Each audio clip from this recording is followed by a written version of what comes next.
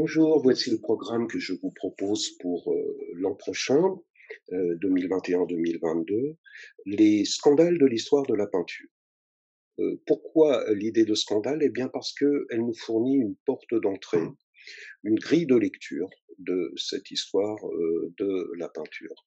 Le scandale, il faut le comprendre comme ce qui, dans une époque donnée, à un moment donné, perturbe les habitudes de vision du regardeur, mais qui, dans un second temps, fournit aussi une vision régénérée du monde que ce regardeur avait l'habitude de voir jusque-là. Alors, des scandales, il y en a dans différents champs. Le champ théologique est sans doute le plus propice en la matière, dans la mesure où les enjeux religieux, qu'ils soient iconographiques, symboliques, sont toujours très importants et chargés, euh, très chargés symboliquement. Je pense par exemple à Caravage, dont la vision, dont la révolution réaliste perturbe complètement les habitudes de vision, mais qui, dans un second temps, régénère justement cette vision du religieux. Il y en a dans le champ politique, des scandales qui perturbent les habitudes de vision des dominants à un moment donné. Et puis, il y en a évidemment dans le champ érotique, dans le champ du nu. Alors, il y en a dans le champ esthétique.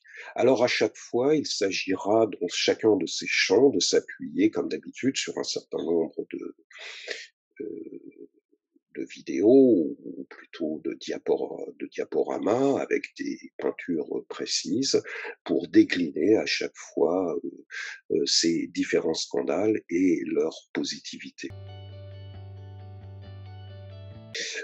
Donc il y aura 8 séances. La première sera consacrée peut-être à approfondir un peu plus, conceptuellement cette idée de scandale, et puis 5 séances dans les différents champs que je viens d'évoquer, et les 2 dernières séances porteront plus précisément sur, l'art contemporain, où là je m'efforcerai de faire la part entre un scandale que j'appellerais positif, dans la mesure où certes il perturbe les habitudes de vision comme je l'ai dit, mais qu'il fournit une vision régénérée du monde qui repoétise le monde, si l'on peut dire.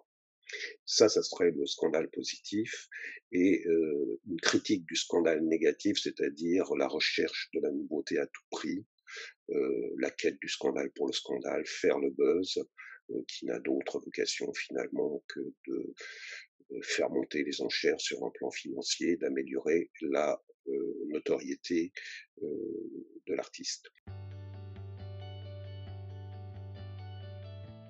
Donc voilà, 8 séances, avec à chaque fois, des peintures, précises sur des supports, habituels, pour lesquels, je vous convie et pour lesquels j'aurai un grand plaisir à vous retrouver l'année prochaine.